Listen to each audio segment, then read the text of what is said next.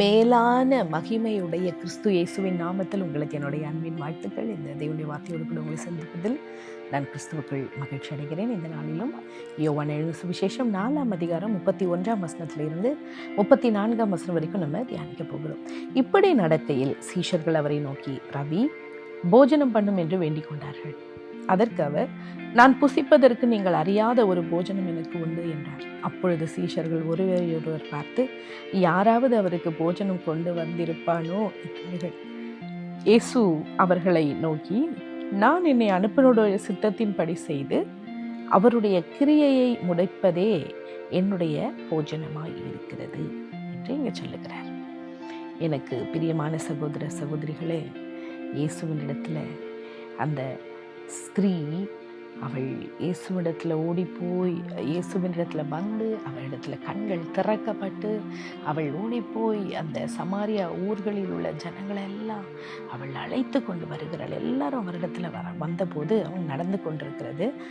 அதே நேரத்தில் இங்கு இயேசு களைப்பாக இருந்ததுனால போஜனம் வாங்கிட்டு வர போன சீஷர்கள் திரும்பி வந்து, இயேசுவே நீங்கள் சாப்பிடுங்க அப்படின்னு சொல்லும் பொழுது அதற்கு இயேசு உங்களுக்கு என்ன பதில் சொல்கிறாருன்னா, நீங்கள் அறியாத ஒரு போஜனம் எனக்கு இருக்கிறது அப்படின்னு சொல்லும்போது அவங்க தப்பாக நினச்சிக்கிட்டாங்க. சீஷர்கள் நினச்சிட்டாங்க இவருக்கு வேறு யாரோ சாப்பாடு வாங்கிட்டு வந்து கொடுத்துட்டாங்க போல் அப்படின்னு. ஆனால் இயேசு சொன்னது பூமிக்குரிய உணவை குறித்தல்ல, சரீரத்துக்குரிய உணவை குறித்தல்ல, அவர் ஆவிக்குரிய நித்தியத்துக்குரிய உணவை குறித்து அவர் சொல்லுகிறார். இயேசு என்ன சொல்கிறார்? 34ஆம் வசனத்தில் தெளிவாக பார்க்குறோம். என்னை அனுப்பினவர் யார்? அவரை அனுப்பினது பிதா. அவருடைய பிதாவுடைய சித்தத்தின்படி செய்து அவருடைய கிரியையை முடிப்பதே. அவர் எதற்கு இவரை அனுப்பினாரோ அவருடைய கிரியையை அதை செய்து முடிக்கிறது தான் என் போஜனமாக இருக்கிறது சொல்லி இயேசு சொல்லுகிறதை நம்ம பார்க்கிறோம்.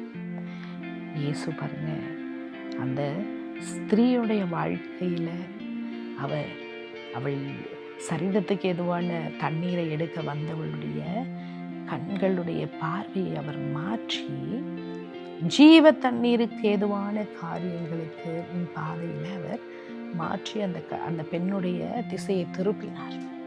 ஆவிக்குரிய கண்களை திறக்க பண்ணினார். அதே போல சீஷர்களுக்கும் அவர்கள் பூமிக்குரிய போஜனத்தை வாங்கிட்டு வந்து சாப்பிடுங்கன்னு சொல்றாங்க. ஆனால் இயேசு கிறிஸ்து சீஷருடைய கண்களையும் பூமிக்குரிய போஜனத்திலிருந்து திருப்பி அவர் என்ன செய்கிறார்? அவர்களுடைய கண்களை மேலோக காரியங்கள், நித்தியத்துக்கு ஏதுவான காரியங்கள், பரலோக காரியங்களில் அவருடைய கண்களை என்ன செய்கிறாரு? திருப்புகிறார். இயேசு கிறிஸ்துவனுடைய சுபாவம் இங்கு வெளிப்படுகிறது. எவ்வளவு ஒரு நேர்த்தியான ஒரு மனிதனாக தன்னுடைய பிதாவின் சித்தத்தை கிரியையை முடிக்கிறதுலேயே அவர் காணப்பட்டார்.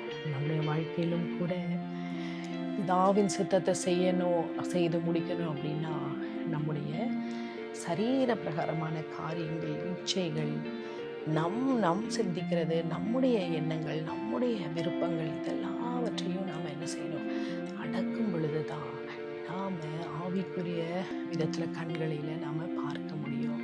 நம்முடைய மேலான காரியங்களை நாம் அடைய முடியும். மகிமையான ஒரு வாழ்க்கைக்குள்ள தேவனுடைய திட்டங்களுக்குள்ளாய் நாம் பிரவேசிக்க முடியும். இந்த பூமிக்குரிய காரியங்கள் நம்மளை ரொம்ப ஆக்குப்பை பண்ணி நம்மளோட உள்ளத்தை நிறைச்சி நம்மளை சுற்றிலும் அதே நம்ம ஃபோக்கஸ் பண்ணிகிட்டே இருந்தோம் அப்படின்னா ஆவிக்குரிய மேலான காரியங்களை நாம் அறிய முடியாது, அது வெளிப்படுத்தப்பட முடியாது.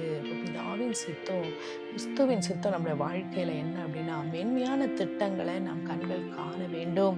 நம்முடைய கண்கள் இந்த பூமியின் காரியங்கள் மேலேயே பதிக்கப்பட்டிருக்கிற நம்ம கண்கள் கிறிஸ்துவின் மேலே பதிக்கப்பட வேண்டும், மேலான காரியங்களுக்கு எல்லாம் பதிக்கப்பட வேண்டும். இன்றைக்கு நம்முடைய வாழ்க்கையை நம்ம ஆராய்ந்து பார்ப்போம்.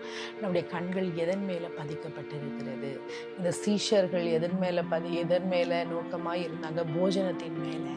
ஆனால் கிறிஸ்துவின் கண்கள் மேலான வாழ்க்கை, பிதாவின் சித்தம், பரலோக ராஜ்யத்துக்குரிய காரியங்களில் பதிக்கப்பட்டிருந்தது. அதே போல் இந்த ஸ்திரீயினுடைய அவள் வந்தபோது அவளுடைய குடத்தை எடுத்துட்டு வந்தபோது அவளுடைய காரியங்கள் பூமிக்குரிய தேவைகளாக இருந்தது. ஆனால் கிறிஸ்து அவளை ஆவிக்குரிய மேலான காரியங்களுக்கு நேராக திருப்பினார் என்பதை இன்றைக்கு நாங்கள் தியானித்தோம். இதே காரியங்கள் நம்முடைய வாழ்க்கையில நம் கண்கள் பதிக்கப்பட்டிருக்கிற காரியங்களெல்லாம் கர்த்தர் அகற்றி போட்டு நமக்கு அதில் ஒரு விடுதலையை கொடுத்து ஆவிக்குரிய மனிதர்களாய் நம்ம ஒவ்வொருவரும் அவருக்குள்ளாய் எழும்பி பிரகாசிக்க கர்த்தர் வைத்த மேன்மையான காரியங்களை நம்ம கண்கள் காண அதற்காக நம்முடைய இருதயத்தையும் ஆயத்தப்படுத்தும்படியாய் அவரை நோக்கி பார்ப்போமா. எங்கள் அன்பின் பிதாவே, நீர் எங்களுக்கு மறைக்கப்பட்ட சத்தியங்களை கர்த்தர் நீர் வெளிப்படுத்துகிறீரே, அதற்காக நன்றி. நீர் எங்களுக்கு கொடுக்கிற வெளிச்சத்துக்காக நன்றி சுவாமி. சீஷருடைய கவனத்தை, சீஷர்கள் கண்கள் ஆண்டவரே பதிக்கப்பட்டிருந்ததை கர்த்தர் நீர் ஆண்டவரே மேன்மையான காரியங்களை நீர் பதிக்க வைத்தீர். பூமிக்குரியவைகளை அல்ல, மேலான காரியங்களை தேட, ஆவிக்குரிய காரியங்களில் நாங்கள் அப்பா எழுந்து செயல்பட கர்த்தர் எங்களுக்கு உதவி செய்வீராக. மேலான காரியங்களை நாட கர்த்தர் எங்களுக்கு கிருபை தாங்க சுவாமி. இந்த சமாரியா ஸ்திரீயை போல அவள் ஆண்டவரே ஓடி போய் ஊருக்குள்ள சுவிசேஷத்தை அறிவித்து எல்லாரையும் கூட்டிக் கொண்டு வந்தாளே, அதே போல நாங்களும் எங்கள் கண்கள் திறக்கப்பட்டவர்களாய் கர்த்தருடைய சித்தத்தை அறிந்து செயல்பட உதவி செய்யும்.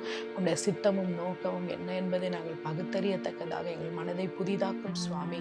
இந்த வேளையில, இந்த காலை வேளையில இந்த சத்தியத்தை கேட்டுக்கொண்டிருக்கிற ஒவ்வொருவருடைய மனக்கண்களை கர்த்தரின் புதிதாக்குவீராக, இருதயத்தை புதிதாக்குவீராக, சிந்தனைகளை மறுரூபப்படுத்தும்படி ஜெபிக்கிறோம். உம்முடைய அன்பின் கரத்தில் எங்கள் ஒவ்வொருவரையும் தாழ்த்தி ஜெபிக்கிறோம் எங்கள் ஜீவனுள்ள பிதாவே. ஆமென், ஆமென்.